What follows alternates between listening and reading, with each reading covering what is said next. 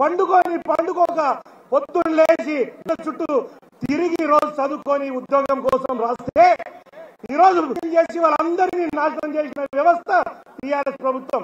ఈ వ్యవస్థను అందించిన అవసరం ఉందా లేదా ఒక్కసారి ఆలోచన చేయండి. అవసరం ఉందా లేదా? కాబట్టి మిత్రమా ఒక్కటే, రాబోయే రోజుల్లో కాంగ్రెస్ పార్టీ అధికారంలోకి వస్తే ఈ కష్టం లేకుండా 2018లో ఏదైతే మనం ఆ 3016 రూపాయలు తెచ్చుకునే పరిస్థితి ఉంది. ఆ విషయాన్ని చెప్తానని కూడా మీ అందరికీ తెలియజేస్తా ఉన్నాం.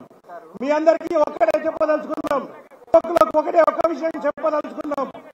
రాబోయే రోజుల్లో టీఆర్ దండిగా సంపాదించిన పైసలు కాబట్టి వాడు ఇచ్చే 5,000 అవసరం ఎవరికి లేదు.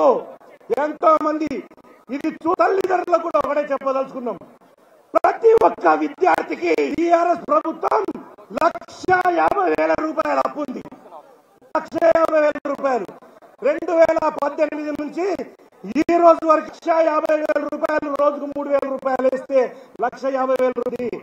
ఆ అప్పు ఏదైతే ప్రతి నిరుద్యోగికి 2 లక్షల మంది టీఎస్పీఎస్సీ ద్వారా వన్ టైం రిజిస్ట్రేషన్ వారందరికీ ఇచ్చే వరకు తెలంగాణ యువజన కాంగ్రెస్ పక్షాన అందులో మీరందరూ భాగస్వాములు కావాలని కోరుకుంటూ రోజుల్లో మనందరం చేయి కలిపి కాంగ్రెస్ పార్టీ జెంట్స్ పోవాల్సిన అవసరం ఉందని చెప్పి తెలియజేస్తూ సెలవు తీసుకుంటున్నా.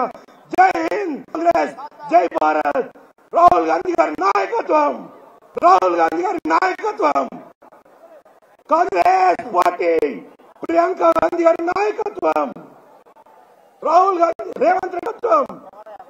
జై కాంగ్రెస్, జై హింద్.